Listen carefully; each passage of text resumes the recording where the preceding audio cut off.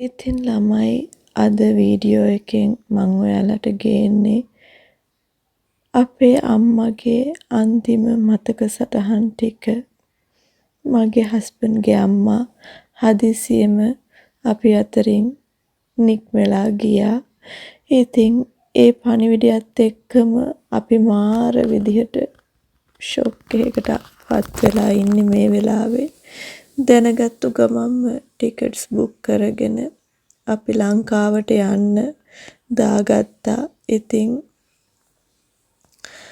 අපි අපේ අම්මා එනකන් බලාගෙන හිටියට අපිට එයාව බලන්න යන්න වුණා. අපි ඇත්තටම මෙහෙ ගෙන්න ගන්න වීසා එකත් ඇවිත් තියෙද්දි තමයි මේ වගේ කරදරයකට මුහුණ දෙන්න යාට සිද්ධ වුණේ. ඉතින් අම්මේ ඔයා අපිව බලන්න එන්නයි හිටියේ. අන්තිමට අපිට ඔයාව බලන්න එන්න වුණා. ඒක මාර පුදුමයක්. හිතා ගන්න බැරි දෙයක්. ඉතින් ඩොක්ටර්ස්ලා කියලා තියෙන්නේ එයාට පෙනහළු වලට විස බීජයක් ගිහිල්ලා ඒත් එක්කම ඇතිවෙච්ච කම්පනයක් හින්දා එයා අපිව දාලා ගියා කියලා. ඉතින් අපිට ඒක තාම පුදුමයි, හරිම පුදුමයි. මම ඇත්තටම අම්මත් එක්ක හිටපු කාලේ මතක් කළොත් 2008 තමයි මම මහගෙදරට ගියේ. ඇත්තටම මාර කාලයක් ඒක හරිම දුකයි. ඉතින් මට කියන්න ගොඩක් සතුටෙන් හිටියා. ඇත්තටම කිව්වොත් දැකපු ස්ට්‍රෝංම ඒ කියන්නේ දැකපු ශක්තිමත්ම ගැහණිය කිව්වොත් ඒක නිවැරදි. ඒ තරම් වැඩතොගයක් එයා කරනවා දැක්කේ. ඒ වගේ වැඩ කරන්න පුළුවන් ගැහණියක් අද වෙනකන් මම නම් මේ ලෝකේ දැකලා නැහැ. ඉතින් ඒක මාර පාඩුවක් එක්කම අපිට මාරම දුකගෙන දෙයක්. මොකද එයා නැති වෙන්න කලින් අපි ගාවට ගන්න මෙහෙට ඕස්ට්‍රේලියාවට ගෙන්න ගන්න වීසා එකත් ඇවිල්ලා තිබ්බේ අම්මට. ඇත්තටම හරිම දුකයි. මොකද මං ගොඩාක් ප්ලෑන්ස් තියාගෙන හිටියා. මෙහෙ ආවම අපි මොනවද කරන්නේ? අපි දෙන්න එකතු වෙලා කොහෙද යන්නේ? ඒ වගේ දේවල්. ඉතින් හරිම දුකයි. ඒක එවලේ වචනයෙන් ප්‍රකාශ කරන්න බැරි වුණාට මම මේ වීඩියෝ එක හදන්නත් හේතුව මට ඇත්තටම මතකයක් විදිහට තියාගන්න පුළුවන් වෙයි කියලා මට හිතුණා. හරිම දුකයි. නැන්දම්මා වුණාට මගේ හිතේ ඇත්තටම තිබ්බේ මගේ අම්මගේම තැන. ඉතින් හරිම ශක්තිමත් ගැහණියෙක්.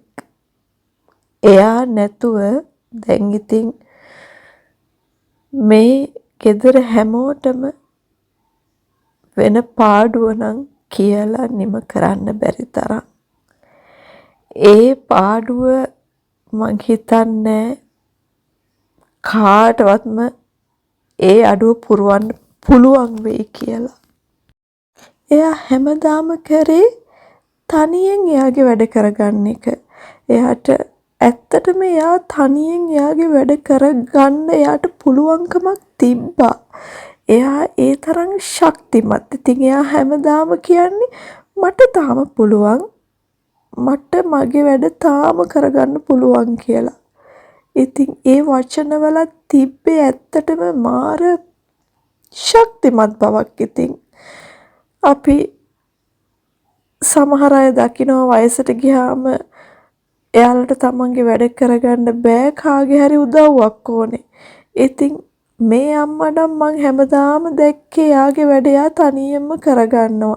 අනිත් එක එයාට එයාගේ මැරෙන මොහොත දක්වා එයා තමයි හැමෝටම උයලා කන්න පවා දුන්නේ. ඉතින් ඒ ගෙදර ඉතින් අනිත් අය නැගිටිනකොට එයා වැඩ කරලා ඉවරයි. එයා උයලා පියලා ඔක්කොම ඉවරයි. ගෙදර අයියා වැඩට යනවා නම් අයියාගේ බත් එක බැඳලා ඔක්කොම කරලා ඉවරයි. ඉතින් ඒ අඩුව ඉතින් එයාලටත් හුඟක්ම දැනෙයි මං නම් හිතන්නේ. අපිට වඩා එයාලට මං හිතන්නේ ඒ අඩුව ගොඩක් දැනෙයි. ඉතින් ගෙදර හිටපු අයට අපිට මෙහෙම අඩුවක් අපිට දුකක් මෙච්චර දැනෙනවා නම් ගෙදර ඉන්න අයට ගෙදර හිටපු අම්මත් එක්ක හිටපු අයට කොච්චර දුකක් දැන් ඉතින් ඇති වෙයිද කියලා කියන්න බෑ. ඉතින් ඒක මාරම දුකක්. ඉතින් මාර පුදුමයක් මේ වෙච්ච දේ තාමත් මට හිතා ගන්න බෑ ඇත්තටම. එක තැන් වෙලා හිටියනම් අපිට හිත හදා ගන්න තිබ්බා. ඉතින් මෙහෙම එකපාරටම මේ වගේ දෙයක් වෙනකොට ඇත්තටම කාටද හිතා ගන්න පුළුවන්. ඒත් මට ඉතින් එක පැත්තකින් පොඩි සතුටක් තියෙනවා. මගේ නැන්ද අම්මා එක තැන් වෙලා දුක් විඳලා කාටවත් දුකක් දීලා මේ ලෝකෙන් ගියේ නෑ. එයා හරිම වාසනාවන්ත විදිහට එයාට මරණය අත් උනේ. හරිම වාසනාවන්ත විදිහට එයා ගියේ. ඉතින් දැන් අපිට තියෙන්නේ එයා වෙනුවෙන් මේ පුණ්‍යානුමෝදනා කටයුතු ටික හොඳින් කරලා එයාට ඉන්න තැනක සතුටෙන් ඉන්න. ඒ වගේම එයාට කරන්න පුළුවන් හැම දානමය පින්කමක්ම කරලා පින් අනුමෝදන් කරන එක තමයි ඇත්තටම අපිට දැන් කරන්න ඉතුරු වෙලා තියෙන්නේ. ඉතින් මම නම් අම්මේ ඔයාට කොහේ මේ ලෝකේ මම හිටියත් මං ඔයාට හැම වෙලේම පින් දෙනවා. ඉතින් ඔයා නිසා තමයි මට මගේ මහත්තයාව හම්බුනේ. ඉතින් ඒ ඔයාගේ පුතා එයාටත් ගොඩක් දුකයි. එයාව මම පරිස්සමට එක්කගෙන ආවෙත් ඔයාව අන්තිමට බලා ගන්න අපිට ඇත්තටම අපි මෙහෙම හදිස්සියෙම මේක දැනගත්තු ගමන්ම අපි අපේ ජොබ් එක ගැනවත් අපි හිතන්නේ නැතුව අපි ඔයාව බලන්න ආවේ.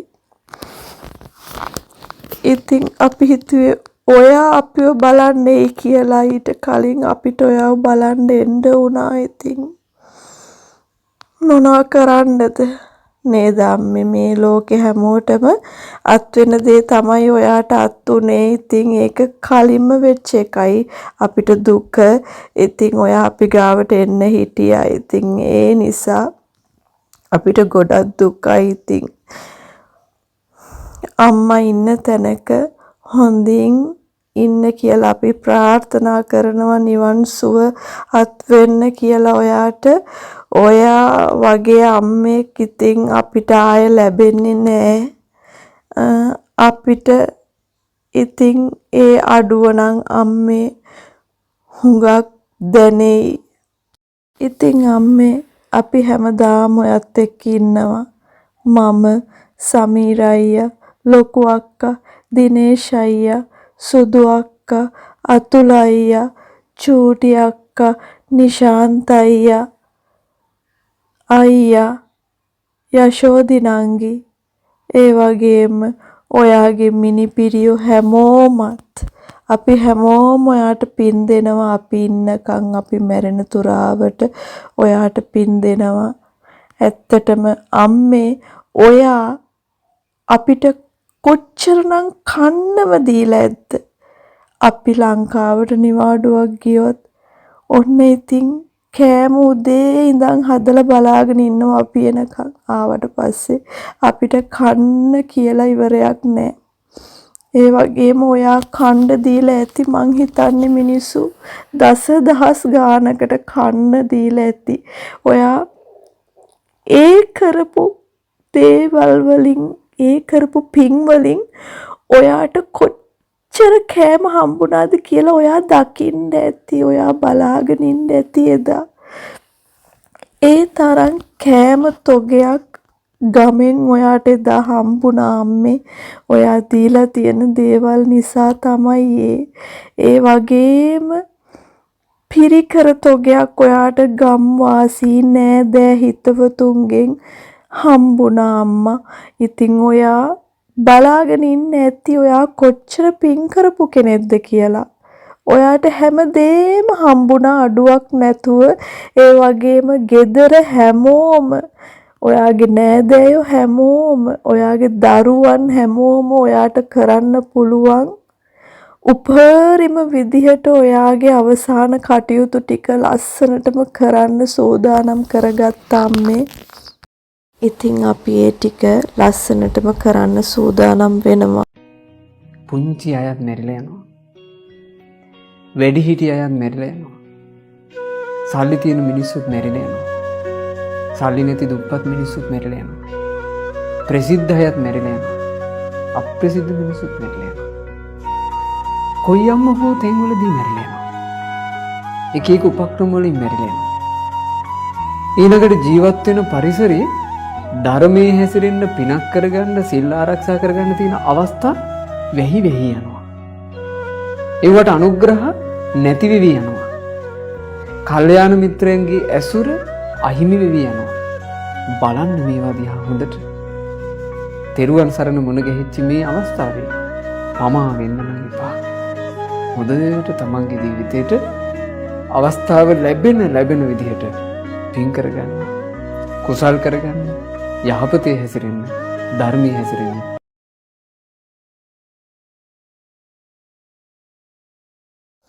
ඔයා ගැන තව කතා කරන්න තිබ්බත් මට මේ විනාඩි ගාන මදි අම්මා. ඒ තරම් ඔයත් එක්ක තිබ්බ මතක සටහන් තොගයක් අපේ හිතේ තියෙනවා. ඉතින් ඔයාට හැම තැනම කියනවා වගේ නිවන් සුවම අත් වෙන්න ඕනේ අම්මා. ඉන්න තැනක ඔයා සතුටෙන් ඉන්න ඕන. අපේ සහෝදර යන එල්ලේ සීලවති බරණියා හාමිනියක් කියලා කියන්නේ ආදරේට. ඉතින් මේ පාක් අද මේ දවස් දෙකක් තුළ ගොඩාක් අය උදව් කළා.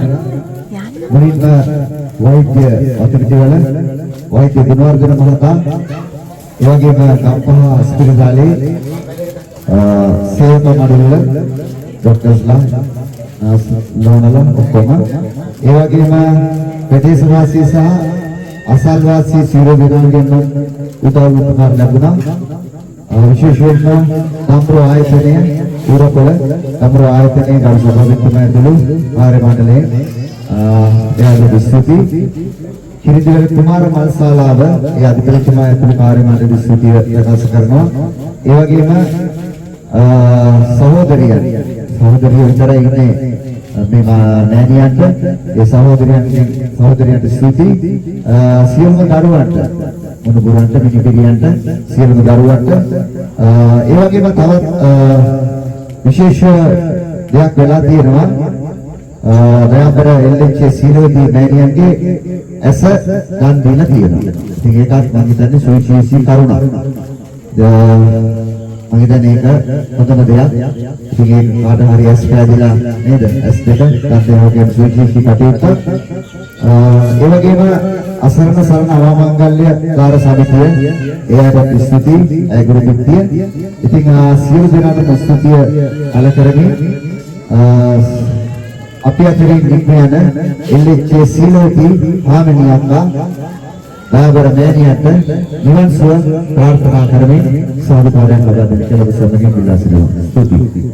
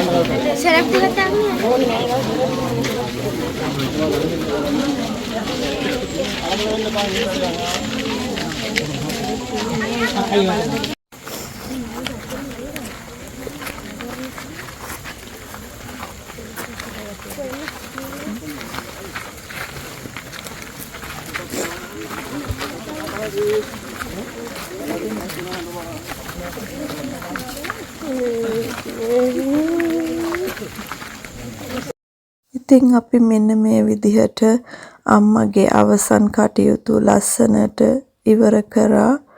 ඊට පස්සේ අපිට කරන්න තිබ්බේ අම්මගේ බණ සහ 7 දවසේ දානමය පින්කම් ටික, ඒ ටිකේ වැඩ කටයුතු ටික අපි ඒ ඔක්කොම ගෙදර කට්ටිය එකතු වෙලා, නෑදෑයෝ එකතු වෙලා ලස්සනට ඒ වැඩ ටිකත් අපි කරන්න සූදානම් කරගත්තා. ඉතින් මේ ඔක්කොම ටික පොඩි පොඩි මතක සටහනක් හැටියට මම තියාගත්තේ අම්මව මතක් වෙන්න. ඇත්තටම අම්මව අමතක කරන්න බැරි නිසා අපිට මේ වීඩියෝ එක බලන වාරයක් පාසා අම්මව මතක් වෙයි. ඒක නිසා අපිට හිතුණා මේ වගේ දෙයක් කරලා තියාගන්න ඕනේ කියලා අම්මා වෙනුවෙන්. ඉතින් අපි මෙතන ඉඳන් අපේ දානේ බණ වැඩ ටික පටන් ගත්තා. අද බණ හාමුදුරුවෝ වැඩමන්න හදන්නේ. ඉතින් හැමෝම එකතු වෙලා මහන්සියෙන් අම්මගේ අවසන් කටයුතු ටික ලස්සනට නිමා කරන්නයි අපි දැන් හදන්නේ. ඉතින් ඔයාලත් අපේ මේ බණ සහ දානමය පින්කමත් එක්ක එකතු වෙලා අපේ අම්මට නිවන් සුව ප්‍රාර්ථනා කරන්න කියලා හැමෝගෙම ඉල්ලනවා. ඉතින් අපේ අම්මට ඉන්න තැනක සතුටෙන් ඉන්න ලැබෙන්න ඔයාලත් ප්‍රාර්ථනා කරන්න, පින් දෙන්න අපේ අම්මට. ඔයාලටත් ගොඩාක් ස්තුතියි. ඉතින් අපේ අම්මාගේ මේ අවසන් කටයුත්ත එක්ක එකතු වෙලා සදාදරණීය මෞතුමිය සීලවතී මාතාව සිහිපත් කරගෙන එමෙන්නන් පුණ්‍යානුමෝදනා කිරීමට ඒ වගේම වසර 8කට පමණ පෙරත් පරලෝසුපත් වන්නට යෙදුණු පියාණන් වන එම්.බී. ජයසිංහ පියාණන්ට පුණ්‍යානුමෝදනා කිරීම ප්‍රදාන කොට ඒ දෙපළ ප්‍රදානව දෙපාර්ශ්වයෙන් මිය පරලෝ යන්නට යෙදුණු හැම දිනාටම පුණ්‍යානුමෝදනා කිරීමේ අරමුණින් යුක්තව සිදු කරන්නට බලාපොරොත්තු වන වටිනා වූ පින්කම් මාලාවේ සමාරම්භක අවස්ථාවටයි ඔබ හැම දිනම සම්බන්ධ වෙලා සිටින්නේ. දැන් සියලු දෙනාම සූදානම් වෙලා සිටින්නේ සබ්බදහනං ධම්ම දානං දිනාති කියන විදිහට සියලු දානයන්ට වඩා අග්‍රගණීය දානමය පින්කම බවට පත් වෙන ඒ උතුම් වූ ධර්ම දානමය පින්කම සිදු කර ගැනීමේ බලාපොරොත්තු යුක්තවයි මේ අවස්ථාව තුළ සූදානම් වෙලා ඉන්නේ. ධර්ම දේශනාවක් පවත්වන විටදී මූලික වශයෙන් ධර්මාවාදයක් සිදු කිරීම පුරාණේ පටන් පැවතගෙන යන චාරිත්‍රයක්.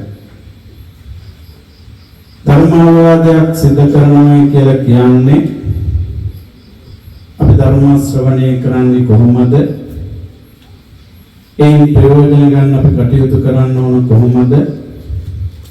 මේ ධර්මයේ තියෙන වටිනාකම මොනවද කියන දේ පිළිබඳව ශ්‍රාවකයන්ට යම් අවබෝධයක් ලබා දීම තමයි ධර්මාවාදයක් තුළින් සිද්ධ කරන ලබන්නේ. එනිසා දැන් හැමදෙනාම සූදානම් වෙලා සිටින්නේ ධර්ම ශ්‍රවණය කරන්න. මම බණ කියනකොට ටිකක් කතා කර කියනවා නැත්නම් ඉන්නවද හිතනවා නේද? නැත්නම් මම මේ කියවගෙන ආයි ඔයාලගේ විත්තියට හේත් වෙලා අපේ විත්තිය නෑවගත්තේ නේද? ආච්චම් මොකනේ? දෝනියන් වල ටික තමයි ඉස්සෙල්ලම විත්තිය ලවගත්තේ නේද? ඒ හින්දා පොඩි ප්‍රශ්න අහනවා. තමන්නේ දන්න දේවල් කියන්න නොදන්න දේවල් කියලා දෙන්න නේද? දැන් අපි බණ අහනකොට මූලික වශයෙන් සංවර කරගන්න ඕන කාරණා තුනක් තියෙනවා. මොකද්ද? සිත, කය, වචනය. එතකොට සිත කියන්නේ මොකද්ද? මොකද්ද සිත? සිත මනස මොකද්ද? මෙන්න මේකයි මගේ හිත කියලා කාට හරි පෙන්නන්න පුළුවන්ද? බැරි නේද? දැන් අපේ ඇහැ මොකද්ද කියලා අහුවොත් මේ දෝනිකේ මෙන්න මේක තමයි මගේ ඇහැ. නේද? කන මොකද්ද කියලා අහුවොත් මේක මගේ කන. ඒනට හිත මොකද්ද කියලා අහුවොත් පෙන්නන්න පුළුවන්ද? බැහැ නේද? සිතේ ස්වභාවය තමයි අපි අවබෝධ කරගන්නට ඕන. සිතේ ස්වභාවය තමයි බුදුආරෝ දේශනා කළේ දුරංගමං ඒකතරං අසරීරං වාසයන් කියලා ධම්මපදේ ගාථා මතක ඇතිනේ නේද? උන්වහන්සේ දේශනා කරනවා මේ සිතේ ස්වභාවය. මොකද්ද? දුර ගමන් යනවා, තනිව හැසිරෙනවා, මේ ශරීරයේ නැමැති ස්වභාවයේ වාසය කරනවා කියලා තමයි මේ ගාථාවේ සඳහන් වෙන්නේ. එතකොට මේ සිත කියලා කියන්නේ කය එක තැනක තියෙද්දි නොයෙක් කර්මණු කරා ගමන් කරන්න පුළුවන්. කය කියලා කියන්නේ අපේ ශරීරයනේ. දැන් මෙතන බණ අහන්න ඔය හැමදෙනාම ශරීරය තැන්පත් කරගෙන ඉන්නවා, සංවර කරගෙන ඉන්නවා. නමුත් අපි කාටවත් කියන්න බෑ අපේ සිත කොතනද තියෙන්නේ කියලා. ශරීරය මෙතන තිබුණාට සිත මෙතන තියෙනවා කියලා අපි කාටවත් කියන්න පුළුවන් කමක් නැහැ. ශරීරය එක තැනක තියෙද්දී සිතට පුළුවන් නොයෙක් විදිහේ අරමුණු කරා ගමන් කරන්න. ඒක තමයි සිතේ ස්වභාවය. ඒ නිසා අපි මේ ස්වභාවය අවබෝධ කරගන්න ඕන. සරලව කිව්වොත් දැන් හිතන්නකෝ දැන් ඔයාලා බණ අහන්න කියලා මෙතන හිටියට දැන් මෙච්චර ගොඩක් වැඩ කරන්නේ. ළමයි සෙල්ලම් කරන්නේ නැති, නටන්නේ නැති, දඟලන්නේ නැති, ඊට වැඩි හිටියෝ නරන්න බියන්නේ නැති, ඒවා සකස් කරන්නේ නැති. එක එක වැඩ නේද? දැන් මේ නිදහසේ වාඩි වුණාට පස්සේ මොකද වෙන්නේ? අනේ අරදී කරන්න බැරි වුණා මතක් වෙනව නේද? දැන් අරක කරන්න තියෙනවා. ඒක ගැන හිතනවා. කරන්න බැරි වෙච්ච දේවල් ගැන හිතනවා. සමහරවිට මෙතන හිටියට තමන්ගේ ගෙදර ගැන හිතනවා. රට ඉන්න අයත් ඉන්නවනේ සමහරවිට මේ හිටියට රට ගැන හිතනවානේ.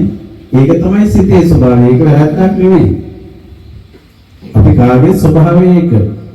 අපේ කය එක තැනක තියෙද්දී මේ සිතට පුළුවන් නොයෙක් කර්මණු කරා ගමන් කරන්න. හැබැයි අපි බණ අහනකොට ඔය දේවල් ගැන කල්පනා කර කර බණ අහුවොත් හරියට බණ අහන්න පුළුවන්ද? බැහැ නේද? හිත වෙන තැනක තියෙද්දී අපිට හරියට බණ අහන්න බෑ. ඒක තමයි සිත සංවර කරගන්නවා කියලා කියන්නේ. බණ අහනකොට කරන්න බැරි වෙච්ච දේවල් ගැන හරි, කරන්න තියෙන දේවල් ගැන හරි, වෙන දේවල් ගැන හරි කල්පනා කර කර ඉන්නේ නැතුව ධර්ම දේශනාව කරේ සිත යොමු කරගෙන ධර්ම ශ්‍රවණය කිරීම තමයි සිත සංවර කරගෙන ධර්ම ශ්‍රවණය කරනවා කියලා කියන්නේ. දැන් මෙතන ඔබ හැමදෙනාම මම ඉස්සෙල්ලා කිව්වා මම එන්න කලින් ගොඩක් වැඩවල ඉන්න ඇති. නමුත් දැන් මේ සියලු වැඩ తాවකාලිකව තුන් මනසකින් අසන්න දැනේවි පෙනේවි ඔබට ඔබේ රත්තරන් අම්මා මම මානකඳුරේ පඤ්ඤාසාර හාමුදුරුවෝ. නමෝ තස්ස භගවතෝ අරහතෝ සම්මා සම්බුද්දස්ස.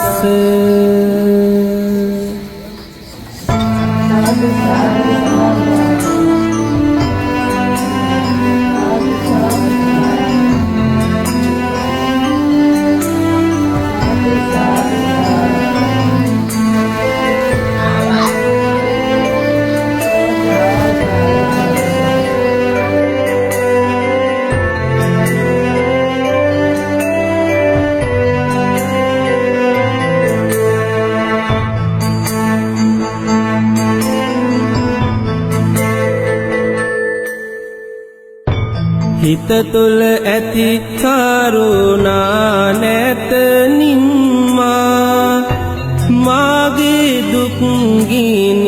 නැති කර දැම්මා පෙන්නුවා ලොවුතුරු ගුණ සම්මා මගේ පනයි මගේ ආදර අම්මා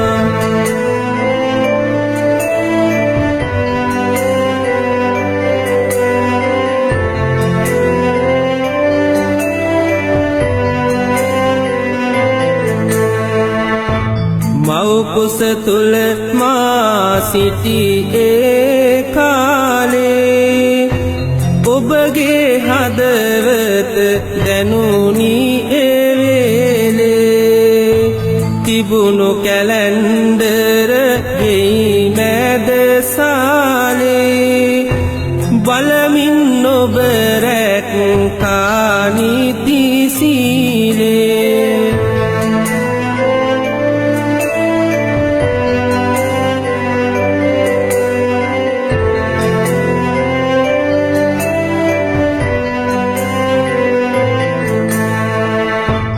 උස්න දෙයක් කෑවේ නැති අම්මා සීතලටත් බිය වූවා අම්මා ගමනත් පරිස්සමෙන් ගිය අම්මා මගේ පනයි මගේ ආදර අම්මා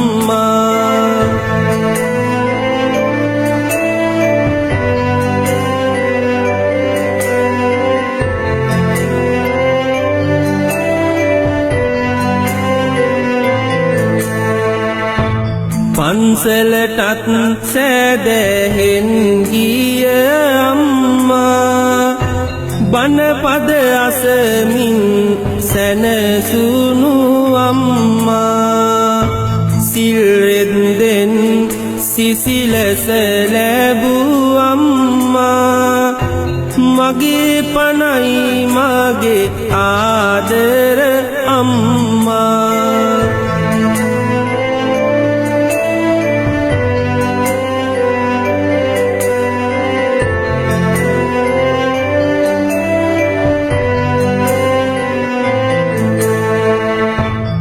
බලන්න අන්න පුතේ බුදු සාදු කියමින් ඔබ මට දුන්නාහදු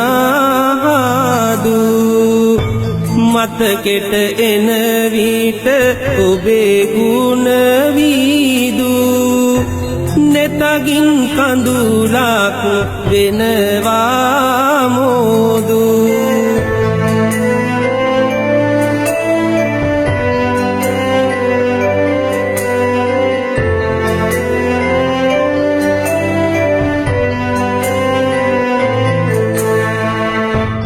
බොහිමි ළඟ පෑන් කලගෙන අම්මා අපි උඩංගාවේ මහින්ද ගෞරවනීය පඬිතාම්දුරුවන් වහන්සේ ඒ වගේම කුරවලාන ශ්‍රී පුණ්‍යවර්ධනාරාම විහාරස්ථානයේ විහාරාධිකාරී ඒ ගරු කටයුතු අපේ ගුරුවර රතනසිරි පඬිතාම්දුරුවන් වහන්සේ ප්‍රදාන වැඩම වදාළේ පූජනීය මහා සංඝරත්නයන් අවසරයි සදහවත් වාසනාවන්ත සත්පුරුෂ පින්නතුනි පින්නතියනි උදාරු වරමුණක් බලාපොරොත්තුවක් මූලික ස්ථානයේ තබාගෙන මෙද සද්දිනකට පමණ පෙර ආතුව පරලෝස පත්වන්නට යෙදුණු ඒ සීලවතී මාතාව සිහිපත් කරගෙන ඒ මාතාවට නෝතුමේට පුණ්‍යානුමෝදනා කරන්නට ඒ වගේම වසර 8කට පමණ පෙර ආතුව මේ පරිවයන්නට යෙදුණු ඉතුමේ විදාපර ස්වාමි පුතණුවන් ඒ වගේම මේ දරුවන්ගේ සදාදරණීය පියතුමා එන්නේ දේවසිංහ මහත්මයා ඒ පියතුමා සිහිපත් කරගෙන එතුමාණන්ට පුණ්‍යානුමෝදනා කරන්නට ඒ වගේම දෙපාර්ශ්වයෙන්ම මෞපිය දෙපාර්ශ්වයෙන් මේ පරිලෝක යන්නට යෙදුණු සියලු දෙනාටම පුණ්‍යානුමෝදනා කිරීමේ උදාර වරමුණ බලාපොරොත්තු ඇති කරගෙන සිද්ධ කරගෙන යන ලබන වටිනා වූ පින්කම් මාලාවේ තවත් ශ්‍රේෂ්ඨතම පින්කම සිදු කර ගන්නට සූදානම් වෙලා කටයුතු සිදු කරන අවස්ථාවයි මේ අවස්ථාව.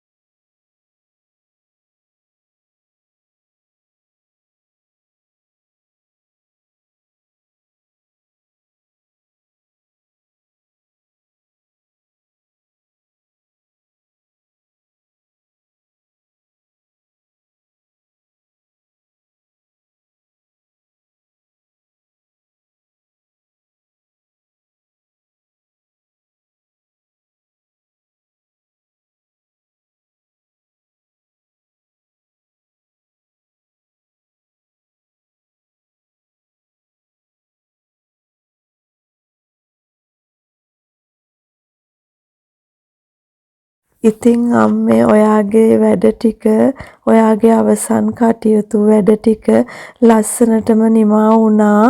අපි ඔයා වෙනුවෙන් ඒ ටික ලස්සනටම කරා. ඉතින් මේ වෙලාවේ මං හැමෝටම ස්තුතිය පුද කරනවා.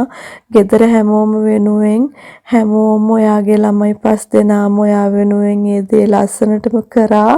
ඒ වගේම අපිට උදව් කරා නෑදෑයෝද ගම්වාසී සියලු දෙනාද හැමෝම උදව් කරපු ස්වාමින් වහන්සේලාටත් ගොඩක් ස්තුතියි වැඩම කළාට. ඒ හැමෝටම ස්තුතියි ඔයා වෙනුවෙන් කාලය වෙන් කරලා අපිට උදව් කරාට. ඉතින් ඔන්න මට යන්න වෙනවා අම්මා. යන්න හිතුණු දුන්නත් තව ටික දවසක් ලංකාවේ ඉන්න. ඒත් මට යන්න වෙනවා මොකද මම ජොබ් එක කරන නිසා. ඔයා ඉන්න තැනක සතුටෙන් ඉන්න අම්මා. ඔයාට නිවන් සුව. අපි කවදාවත් ඔයාව අමතක කරන්නේ නෑ. ඉන්න තැනක ඔයාට සතුටෙන් ඉන්න අපි හැමදාම පින් දෙනවා. ඉතින් අපි ගිහින් එන්නම් අම්මා.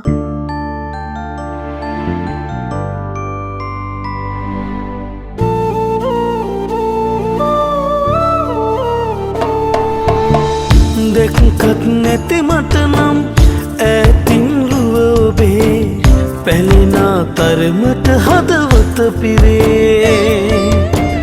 ඔය මුහුණේ නැගෙන ලස්සන සිනාවෙන් පෙළෙන දුක් කරදර